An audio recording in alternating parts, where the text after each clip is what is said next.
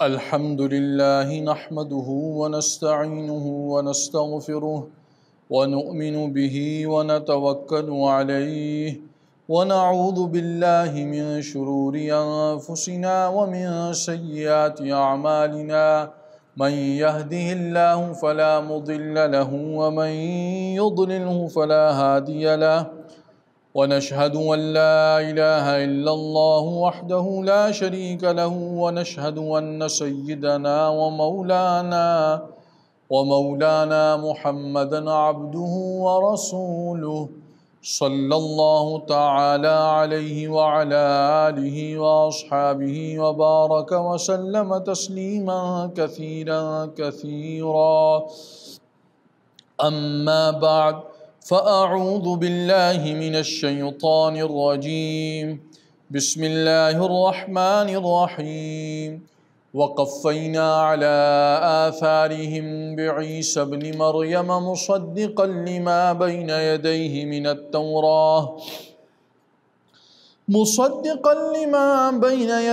من التوراة وآتيناه الإنجيل فيه هدى ونور ومصدقا لما بين يديه من التوراة وهدى وموعظة للمتقين وليحكم أهل الإنجيل بما أنزل الله فيه ومن لم يحكم بما أنزل الله فأولئك هم الفاسقون آمنت بالله صدق الله العظيم۔ سورۃ المائدہ کی آیت نمبر 46 سے ہم ابتدا کر رہے ہیں۔ وَقَفَّيْنَا عَلَىٰ آثَارِهِمْ بِعِيسَى ابْنِ مَرْيَمَ، اور ہم نے ان کے پیچھے یعنی ان پیغمبروں کے پیچھے عیسیٰ بن مریم علیہ السلام کو بھیجا، مصدقا لما بین یدیہ من التوراۃ، وہ تصدیق کرنے والے تھے اس چیز کی جو ان سے پہلے تھی تورات میں سے، وآتیناہ الانجیل فیہ ھدی ونور، اور ہم نے ان کو انجیل دی جس میں ہدایت اور نور تھا، ومصدقا لما بین یدیہ من التوراۃ وہدی وموعظۃ للمتقین، اور جو اپنے سے پہلے والی کتاب تورات میں سے کی تصدیق کرنے والی تھی اور ہدایت کا سامان تھی اور متقیوں کے لیے نصیحت تھی۔ اس سے پہلے ہم نے بنی اسرائیل کا ذکر پڑھا اور خاص طور پر ہم نے تورات کے حوالے سے پڑھا کہ تورات کو اللہ رب العزت نے ہدایت اور نور بنا کر اتارا تھا، اور پھر ہم نے یہ بھی پڑھا تھا کہ اللہ رب العزت نے اس کے اندر اپنے حکم بھی نازل فرمائے تھے، اس کے حکم کے مطابق انبیاء کرام اور نیک لوگ فیصلے کرتے رہے اور اس پر چلتے رہے۔ اب اللہ تعالیٰ فرماتے ہیں کہ ہم نے ان کے بعد یعنی جو پیغمبر بنی اسرائیل کے گزرے ان کے بعد حضرت عیسیٰ بن مریم علیہ السلام کو بھی بھیجا۔ عیسیٰ علیہ السلام بھی بنی اسرائیلی کے پیغمبر ہیں۔ اللہ رب العزت نے ان کو حضرت مریم سے پیدا فرمایا، اور ان کی نسبت اپنی ماں کی طرف اسی لیے کی جاتی ہے کہ جیسا کہ ہم پہلے بھی پڑھ چکے ہیں کہ اللہ تعالیٰ نے ان کو بن باپ کے پیدا کیا، اللہ تعالیٰ کی قدرت کی نشانی تھے یہ، اور اللہ رب العزت نے ان کو کتاب مقدس انجیل عطا فرمائی تھی۔ تو یہ انجیل کو بھی اللہ تعالیٰ نے ہدایت کا سامان اور نصیحت اور اسی طرح تورات کی تصدیق کرنے والی بنایا تھا۔ عیسیٰ علیہ السلام کے بارے میں فرمایا کہ وہ اپنے سے پہلے والی کتاب تورات کی تصدیق کرنے والے تھے۔ عیسیٰ علیہ السلام ظاہر ہے جو بھی اللہ کا برحق نبی تھا تو وہ اپنے سے پہلے کے نبی اور اپنی سے پہلے کی سچی آسمانی کتابوں کی تصدیق کرتا تھا۔ تو عیسیٰ علیہ السلام تورات کی تصدیق کرنے والے تھے، تورات کو سچا بتلانے والے تھے، اور پھر اللہ رب العزت نے انجیل بھی ان کو عطا فرمائی، اور انجیل بھی تورات کو سچا بتلانے والی تھی اور سامان ہدایت تھی اور نصیحت تھی۔ لیکن یہاں فرمایا کہ نصیحت تھی متقیوں کے لیے، کیونکہ ظاہر ہے جیسے اللہ رب العزت کی نصیحت تو ہوتی ہے سب کے لیے، لیکن فائدہ تو اس سے وہی اٹھاتا ہے جس کے دل میں تقوی ہوتا ہے، اللہ تعالیٰ کا ڈر ہوتا ہے، جس کی وجہ سے وہ گناہوں سے بچتا ہے۔ وَلْيَحْكُمْ أَهْلُ الْإِنْجِيلِ بِمَا أَنزَلَ اللَّهُ فِيهِ، اور چاہیے کہ اہل انجیل والے لوگ اس کے مطابق فیصلہ کریں جو اللہ تعالیٰ نے اس میں نازل کیا ہے۔ وَمَن لَّمْ يَحْكُم بِمَا أَنزَلَ اللَّهُ فَأُولَٰئِكَ هُمُ الْفَاسِقُونَ، اور جو اللہ تعالیٰ کے اتارے ہوئے فیصلے کے مطابق، اللہ تعالیٰ کے اتارے ہوئے حکم کے مطابق فیصلہ نہ کریں تو وہی لوگ فاسق ہیں۔ آپ دیکھیں کہ اس سے پہلے بھی بار بار یہ آ چکا ہے کہ ایک جگہ فرمایا کہ وَمَن لَّمْ يَحْكُم بِمَا أَنزَلَ اللَّهُ فَأُولَٰئِكَ هُمُ الْكَافِرُونَ، جو لوگ اللہ کے نازل کے حکم کے مطابق فیصلہ نہ کریں وہ کافر ہیں۔ ایک جگہ فرمایا اس کے بعد وہ ظالم ہے، یہاں فرمایا وہ فاسق ہیں۔ معلوم ہوا کہ اللہ رب العزت کے فیصلے کو ماننا یہ ایمان کی لازمی شرط ہے۔ جو اللہ تعالیٰ کے فیصلے کو نہ مانے اور اس کے مطابق فیصلہ نہ کرے تو وہ واضح طور پر گمراہ ہے۔ پہلے اہل تورات کو یہ اس طرح متوجہ کیا گیا اور یہ بات بتلائی گئی کہ اس کے مطابق فیصلہ ہونا چاہیے۔ اب انجیل، کیونکہ حضور نبی کریم سرکار دو عالم صلی اللہ علیہ وسلم کے زمانے میں یہودی بھی تھے جو اپنی کتاب تورات بتلاتے تھے، عیسائی بھی تھے جو اپنی کتاب مقدس انجیل کو مانتے تھے اور عیسیٰ علیہ السلام کی پیروی کا دعویٰ کرتے تھے۔ اب فرمایا کہ وَأَنزَلْنَا إِلَيْكَ الْكِتَابَ بِالْحَقِّ، اور ہم نے آپ کی طرف کتاب اتاری جو حق پر مشتمل ہے، مُصَدِّقًا لِمَا بَيْنَ يَدَيْهِ مِنَ الْكِتَابِ، وہ تصدیق کرنے والی ہے اپنے سے پہلے والی کتابوں کی، وَمُهَيْمِنًا عَلَيْهِ، اور ان کی نگہبان ہے، مہیمن نگہبان ہے۔ فَاحْكُم بَيْنَهُم بِمَا أَنزَلَ اللَّهُ، تو آپ فیصلہ کیجئے ان کے درمیان اس کے مطابق جو اللہ تعالیٰ نے اتارا۔ وَلَا تَتَّبِعْ أَهْوَاءَهُمْ عَمَّا جَاءَكَ مِنَ الْحَقِّ، اور جو بات آپ پر کے پاس حق میں سے آ پہنچی، آپ کے پاس جو حق آ پہنچا اس کو چھوڑ کر ان کی خواہشات کی پیروی نہ کیجیے۔ لِكُلٍّ جَعَلْنَا مِنْكُمْ شِرْعَةً وَمِنْهَاجًا، ہر ایک کے لیے ہم نے بنایا تم میں سے ایک شریعت اور ایک طریقہ۔ وَلَوْ شَاءَ اللَّهُ لَجَعَلَكُمْ أُمَّةً وَاحِدَةً، اور اگر اللہ تعالیٰ چاہتا تو البتہ تمہیں ایک ہی امت بنا دیتا۔ وَلَٰكِن لِيَبْلُوَكُمْ فِي مَا آتَاكُمْ، اور لیکن ایسا کیوں ہے کیا کہ وہ تمہیں آزمائے اس میں جو تمہیں دیا۔ فَاسْتَبِقُوا الْخَيْرَاتِ، تو تم نیکیوں میں آگے بڑھو، سبقت کرو۔ إِلَى اللَّهِ مَرْجِعُكُمْ جَمِيعًا، تم سب کو اللہ تعالیٰ کی طرف ہی لوٹ کر جانا ہے۔ فَيُنَبِّئُكُم بِمَا كُنتُمْ فِيهِ تَخْتَلِفُونَ، تو جس باتوں میں تم اختلاف کرتے تھے ان باتوں کے بارے میں تمہیں وہ بتا دے گا۔ پہلے تورات کا ذکر، پھر انجیل کا، اب قرآن پاک جو آپ صلی اللہ علیہ وسلم پر اتاری اس کے بارے میں آپ کو فرمایا گیا کہ ہم نے جو آپ پر کتاب اتاری ہے وہ حق پر مشتمل ہے، اور جیسے وہ اپنے سے پہلے والی کتابوں کی تصدیق کرنے والی تھی، یہ بھی اپنے سے پہلے کی سچی کتابوں تورات، زبور، انجیل کی تصدیق کرنے والی، اور ان پر نگہبان بھی ہے۔ تو اب آپ ان لوگوں کے درمیان جو اللہ تعالیٰ نے نازل کیا اس کے مطابق فیصلہ کریں، ان کی خواہشات کو نہ دیکھیں کہ یہ کیا کہتے ہیں، خواہشات پہ نہ فیصلہ کرنا، بلکہ اللہ رب العزت نے جو فیصلہ کیا اس کے مطابق کرنا۔ فرمایا کہ لِكُلٍّ جَعَلْنَا مِنْكُمْ شِرْعَةً وَمِنْهَاجًا، ہم نے تم میں سے ہر ایک امت کے لیے الگ الگ شریعت اور طریقہ مقرر کیا۔ جب یہود کا زمانہ تھا، بنی اسرائیل کا، جب ان کے اوپر پیغمبر آتے تھے تو ان کے لیے ایک طریقہ مقرر کیا۔ اس کے عیسیٰ علیہ السلام آئے، نئی شریعت لے کے آئے تو اس کے اندر کچھ حکم مختلف تھے، ایک نیا طریقہ تھا۔ حضور سرکار دو عالم صلی اللہ علیہ وسلم آئے، کتاب لے کے آئے، شریعت لے کر آئے، تو اس کے اندر احکامات مختلف ہیں۔ تو ہر ایک کے لیے، ہر ایک زمانے کے اعتبار سے اللہ رب العزت نے الگ الگ حکم رکھے، الگ الگ طریقے رکھے۔ بنیادی جو تعلیمات ہیں وہ ایک ہی ہیں، یہ بات ذہن میں رہے۔ جو بیسک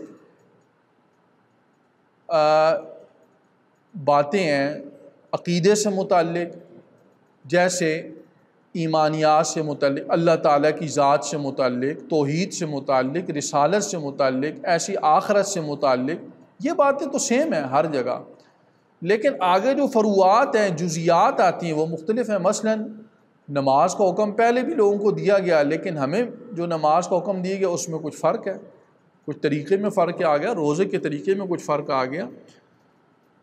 تو اب یہودی اور عیسائی وہ حضور نبی کریم سرکار دو عالم صلی اللہ علیہ وسلم کی رسالت کو ماننے سے اور اسلام قبول کرنے سے اس لیے بھی جھجکتے تھے اور ہچکچاتے تھے کہ طریقے مختلف ہیں۔ تو اللہ رب العزت نے فرمایا کہ ہم نے یہ جو طریقے رکھے ہیں یہ ہم نے مقرر کیے تھے، بذات خود ان طریقوں میں کوئی بڑائی اور عظمت نہیں ہے کہ تم انہی طریقوں کو لے کے بیٹھ جاؤ کہ ہم تو اپنے باپ دادا کو کرتے ہیں، نہیں۔ ہر کوئی طریقہ ہے یا کوئی عبادت ہے وہ بذات خود مقصود تو نہیں ہے، مقصود تو اللہ کی رضا ہے۔ ہاں عبادت اپنی ذات میں مقصود فقہی اعتبار سے ہو سکتی ہے، وہ ایک الگ تفصیل ہے، لیکن ہر عبادت سے جو مقصد ہے، مثلا نماز سے مقصد صرف یہ تو نہیں ہے کہ آدمی وہ ایک ہیت ہے اس کو پورا کر لے، کھڑا ہو بیٹھے، صرف یہ مقصود تو نہیں ہے۔ مقصود کیا؟ اللہ کی رضا۔ اور روزے سے صرف یہ مقصود تو نہیں ہے صبح سے لے کے شام تک خالی پیٹ نہیں یا بھوکا رہنا، نہیں، مقصود اللہ کی رضا ہے۔ تو ہر حکم کے اندر جو عظمت ہے، بزرگی ہے، تقدس ہے، بڑائی ہے، وہ اللہ رب العزت نے رکھی۔ اب اللہ تعالیٰ کیا ہے؟ وَلَٰكِن لِيَبْلُوَكُمْ فِي مَا آتَاكُمْ، اللہ تعالیٰ نے یہ کیوں کیا؟ وہ تمہاری آزمائش ہے، دیکھنا چاہتے ہیں بھائی تم میں سے کون تو اللہ تعالیٰ کے حکم سمجھ کر اس کو لے لیتا ہے اور کون اس کو بطور ایک روایت اور ایک رسم کے طور پر ہی اپنائے رکھتا ہے۔ کیونکہ دین اصل میں کیا؟ اللہ تعالیٰ کے حکم کو ماننا ہے۔ دیکھیں جہاں اللہ رب العزت نے کہا کھانا کھاؤ وہاں کھائیں گے، عید کے موقع پر روزہ رکھنا ممنوع قرار دے دیا، اور عام دنوں میں روزہ رکھنا مستحب ہے یا رمضان میں فرض ہے۔ تو جو دین کیا ہے؟ حکم الہی کو پورا کرنا، جس وقت کا جو حکم ہے۔ نماز پڑھنا بہت اونچی عبادت ہے، لیکن عین زوال کے وقت میں نماز ممنوع ہے۔ کیوں؟ اللہ تعالیٰ کا حکم۔ تو اس لیے اللہ تعالیٰ یہ دیکھنا چاہتے ہیں کہ کون بندہ میرا حکم سمجھ کر، پہلے وہ حکم تھا اور حضور نبی کریم سرکار دو عالم صلی اللہ علیہ وسلم کو جو شریعت ملی وہ یہ حکم ہے، تو اب دیکھنا یہ کہ حکم دینے والا کون ہے، اس کے امتثال امر اور اس کے بندے ہیں ہم، اس کے امر کا امتثال کرتے ہوئے اس کی بات کو مان کے حکم آدمی پورا کرے۔ تو فرمایا کہ تم سب کو اللہ ہی کی طرف لوٹ کر جانا ہے، پھر وہ تمہیں بتا دے گا وہ باتیں میں تم اختلاف کرتے تھے۔ یہ ایک طرح سے ایک مراقبہ کروا دی، کہ استحضار کروا دیا کہ جب لوٹ کر اللہ کی طرف جانا ہے تو پھر اللہ ہی کی بات مانو۔ وَأَنِحْكُمْ بَيْنَهُمْ بِمَا أَنزَلَ اللَّهُ، اور یہ کہ ان کے درمیان فیصلہ کیجئے اس کے مطابق جو اللہ تعالیٰ نے اتارا۔ وَلَا تَتَّبِعْ أَهْوَاءَهُمْ، اور ان کی خواہشات کی پیروی نہ کیجئے۔ وَاحْذَرْهُمْ أَن يَفْتِنُوكَ عَن بَعْضِ مَا أَنزَلَ اللَّهُ إِلَيْكَ، اور اس بات سے بچیے کہ وہ آپ کو فتنے میں ڈالیں۔ عَن بَعْضِ مَا أَنزَلَ اللَّهُ إِلَيْكَ، کہ وہ آپ کو فتنے میں ڈال کر کسی ایسے حکم سے ہٹا دیں جو اللہ نے تم پر نازل کیا ہے۔ فَإِن تَوَلَّوْا فَاعْلَمْ أَنَّمَا يُرِيدُ اللَّهُ أَن يُصِيبَهُم بَعْضَ ذُنُوبِهِمْ، پھر اگر وہ پیٹ پھیریں، بات نہ مانیں، تو جان لو کہ اللہ تعالیٰ اس بات کا ارادہ کرتا ہے کہ ان کو ان کے بعض گناہوں کی وجہ سے مصیبت میں مبتلا کر دے۔ وَإِنَّ كَثِيرًا مِّنَ النَّاسِ لَفَاسِقُونَ، اور بے شک لوگوں میں سے بہت سے لوگ وہ فاسق ہیں، گناہ گار ہیں۔ افحکم الجاہلیت یبغون، کیا وہ جاہلیت کے حکم کو تلاش کرتے ہیں کہ وہ اس کے مطابق فیصلہ کرنا چاہتے ہیں۔ ومن احسن من اللہ حکما لقوم یوقنون، اور اللہ تعالیٰ سے زیادہ بہتر حکم کس کا ہے؟ اس قوم کے لیے جو یقین رکھتی ہے۔ جو لوگ یقین رکھتے ہیں ان کے لیے اللہ رب العزت سے بہتر حکم اور فیصلہ کرنے والا کون ہے؟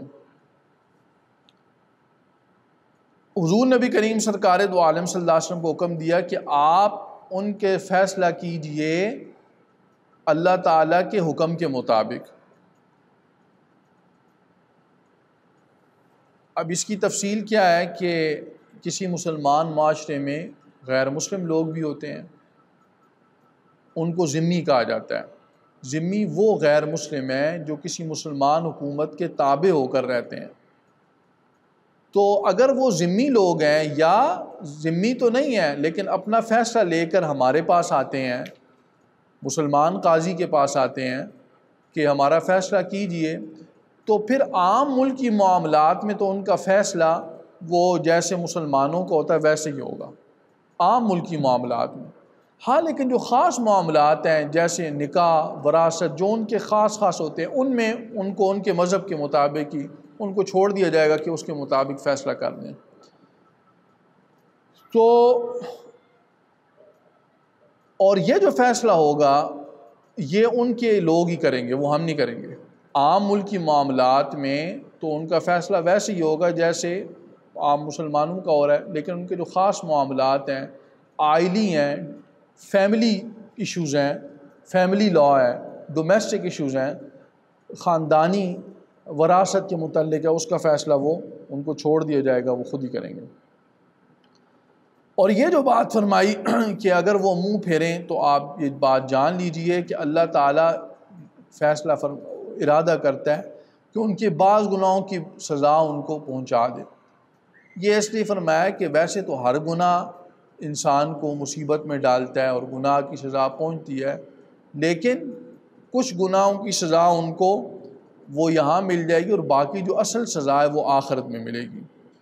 اور ہوا بھی یہ تھا کہ بنو قریظہ اور بنو نذیر یہ جب مسلسل عہد شکنی کرتے رہے، جو مدینہ شریف کے رہنے والے یہود تھے، تو پھر ان کو جلا وطن بھی کیا گیا وہاں سے، اور بہت سے ان میں سے قتل بھی ہوئے تھے۔ یہ تو کچھ ان کو یہاں مل گئی سزا، اور پھر آخرت کی جو سزا ہے وہ بھی ان کو ملنی ہے۔ اللہ تعالی ہمیں صحیح فہم نصیب فرمائے، دعا کر لیں۔ الحمدللہ رب العالمین والصلاة والسلام علی اشرف الانبیاء والمرسلین، یا ارحم الراحمین یا ارحم الراحمین یا ارحم الراحمین۔ اللہم ربنا تقبل منا انک انت السمیع العلیم وتب علینا انک انت التواب الرحیم۔ اللہم یسر لنا امورنا مع الراحة لقلوبنا وابداننا والسلامة والعافیة فی دیننا ودنیانا، وکن صاحبنا فی سفرنا وخلیفة فی اہلنا، واطمس على وجوه اعدائنا واجعل لنا من لدنك وليا واجعل لنا من لدنك نصيرا، وكفى بالله وليا وكفى بالله نصيرا، أنت ربي أنت حسبي أنت ولي في الدنيا والآخرة، أفوض أمري إلى الله إن الله بصير بالعباد، يا مالك يوم الدين إياك نعبد وإياك نستعين۔ یا اللہ اپنے فضل و کرم سے اس ہمارے ترجمہ و تفسیر کے سلسلے کو ہم سب کے لیے باعث خیر و برکت بنائیے۔ جتنے سننے والے ہیں اللہ اپنے فضل و کرم سے سب کو اس کا نفع پہنچائیے۔ یا اللہ اس کے نفع کو عام فرمائیے، تام فرمائیے، اپنی رضا کا ذریعہ بنائیے۔ یا اللہ کریم کل امت مسلمہ کے حال پر رحم فرمائیے۔ یا اللہ امت مسلمہ جہاں کہیں ہیں ان کے جان و مال، عزت و آبرو، ناموس اور ایمان کی حفاظت فرمائیے۔ یا اللہ کرونا وائرس اور ہر قسم کی موذی امراض آفات سے اپنے فضل و کرم سے ہم سب کی کامل حفاظت فرمائیے، اس کو ختم فرمائیے۔ اللہ عافیت والا معاملہ فرمائیے۔ اے اللہ ہم سب کی تمام جائز حاجتوں کو آپ اپنے فضل و کرم سے پورا فرمائیے۔ آمین۔ وصلی اللہ تعالی علی خیر خلقہ محمد و آلہ و اصحابہ۔